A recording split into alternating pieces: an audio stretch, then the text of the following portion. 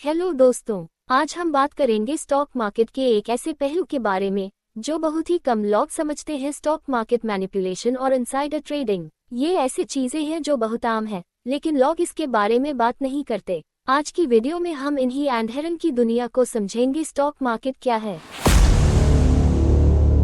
पहले तो ये समझते हैं कि स्टॉक मार्केट होता क्या है। ये एक जगह है जहां कंपनीज अपना पैसे के लिए शेयर्स बेचती हैं। कंपनीज को बड़े प्रोजेक्ट्स या नए इनोवेशंस के लिए फंडिंग चाहिए होती है और स्टॉक मार्केट के जरिए वो अपना कैपिटल रेज करते हैं। आप जब किसी कंपनी के शेयर्स खरीदते हैं तो आप उस कंपनी के एक छोटे से मालिक बन जाते हैं। अगर कंपनी का प्रॉफिट बढ़ता है तो आपको भी फायदा होता है। अगर कंपनी नुकसान करती है तो आपको भी रिस्क उठाना पड़ता है। ये बेसिक फंडा है स्टॉक मार्केट का। लेकिन आप कहाँ इन्वेस्ट करते हो? अब बात करते हैं एक आम इन्वेस्टर की जो स्टॉक मार्केट में पैसे लगाना चाहता है। आपके पास कई सारी कंपनीज के ऑप्शंस होंगे। आप किस कंपनी में इन्वेस्ट करेंगे? सबसे पहले आप ये सोचोगे कि किस कंपनी में ज्यादा प्रॉफिट होगा। आप किस कंपनी पर बेट लगाएंगे जहां आपके पैसा सबसे ज्यादा ग्रो हो। अब अगर मैं आपको ये बताऊं कि कंपनी एक्स के बारे में मुझे कुछ ऐसी सीक्रेट इन्फॉर्मेशन पता है जो बाकी लोगों के पास नहीं है, जैसे कि ये कंपनी जल्दी हाई किसी बड़े फंडिंग डील के थ्रू अपने स्टॉक प्राइस को बढ़ाने वाली है, तो क्या ये फेयर होगा बाकी इन्वेस्टर्स के लिए जो ये इन्फॉर्मेशन नहीं जानते? ये है इनसाइडर ट्रेडिंग का खेल। इनसाइडर ट्रेडिंग क्या है? इनसाइडर ट्रेडिंग तब होता है जब कोई कंपनी का इनसाइडर, जैसे एम्प्लॉय, एग्जीक्यूटिव या अकाउंटेंट, अपनी सीक्रेट इन्फॉर्मेशन का यूज करके स्टॉक मार्केट में प्रॉफिट कमाता है। अगर वो इनसाइडर अपनी इन्फॉर्मेशन किसी और को दे दे तो भी ये लीगल होता है। लेकिन अगर एक जर्नलिस्ट अपनी इन्वेस्टिगेशन के लिए कंपनी के कॉन्फिडेंशियल डेटा को एनालाइज कर रहा है तो उसके लिए ये लीगल है, जब तक वो उस डेटा का यूज अपने प्रॉफिट के लिए नहीं करता। अगर जर्नलिस्ट अपनी इन्फॉर्मेशन का यूज स्टॉक मार्केट में इन्वेस्ट करने के लिए कर लेता है तो ये इनसाइडर ट्रेडिंग हो जाता है। Stock market manipulation.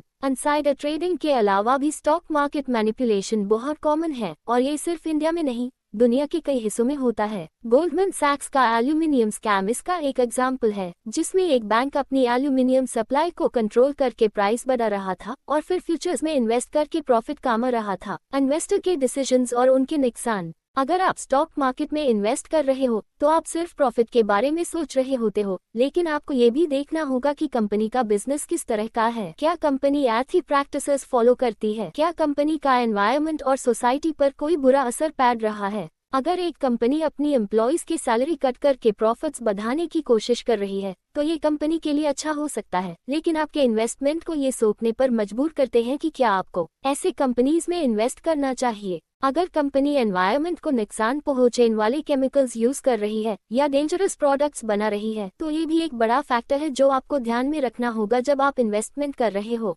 Herd mentality और स्टॉक मार्केट। आपको अपने इन्वेस्टमेंट डिसीजंस खुद लेने चाहिए, लेकिन बहुत लोग हर्ड मेंटालिटी का शिकार हो जाते हैं। अगर उनका दोस्त किसी स्टॉक में इन्वेस्ट कर रहा है या मीडिया में किसी स्टॉक का बज़ चल रहा है तो वो भी वही स्टॉक खरीद लेते हैं। ये बिल्कुल फैशन की तरह होता है जहां लोग दूसरों को देखकर डिसीजन लेते हैं।